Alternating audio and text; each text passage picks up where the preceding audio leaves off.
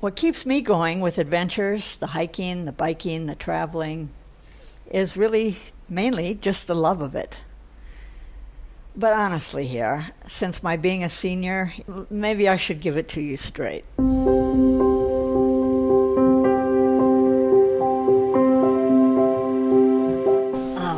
My outdoor lifestyle goes back to childhood, and particularly I think at a key time in my life, age about 9 to 14. I lived in a house that was on the edge of a small town. There was a big wooded bluff right out of our backyard, and myself and my 2 younger brothers and kids from the neighborhood, we could go wandering around in the woods and climb the hill. And I think in those days, would have been 1960s, in small town America, there was just a lot of freedom for kids to come and go and be outside. But my consciousness of healthy diet has gone to a radical extreme. And then I started biking when I was 16. Because even though at that age I could drive a car, I didn't own a car.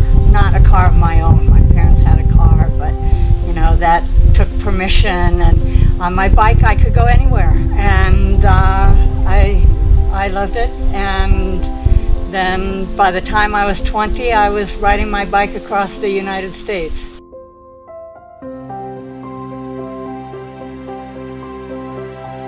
With this advancing age, I feel an ever greater sense of urgency.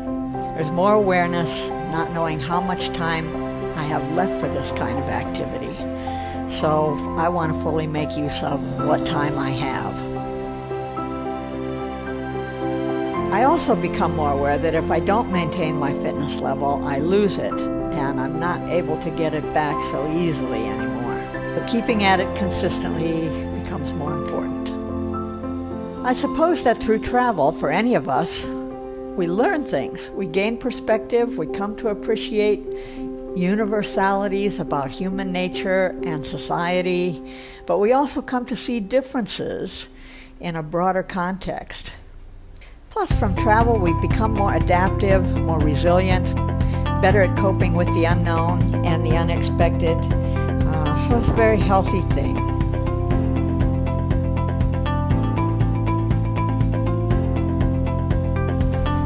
I am right now in the place that I want to be, in the Philippines.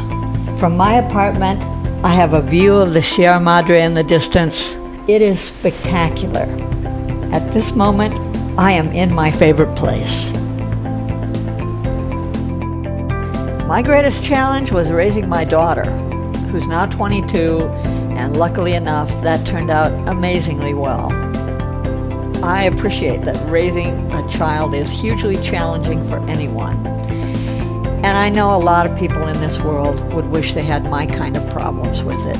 But the hardest time for me came with the breakup of my marriage, when my daughter was 5 years old, and I found myself unemployed and in China and not knowing how I was going to manage.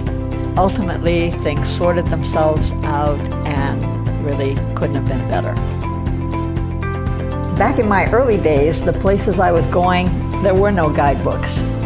Now there's such an abundance of information on the internet for just about any place that it would be hard not to equip yourself with a certain amount of knowledge.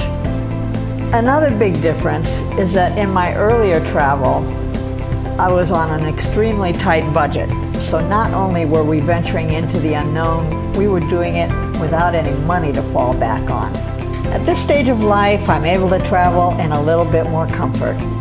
And whereas it used to be that a certain amount of discomfort was part of the adventure, certainly travel still brings surprises, but it used to be like swinging without a net.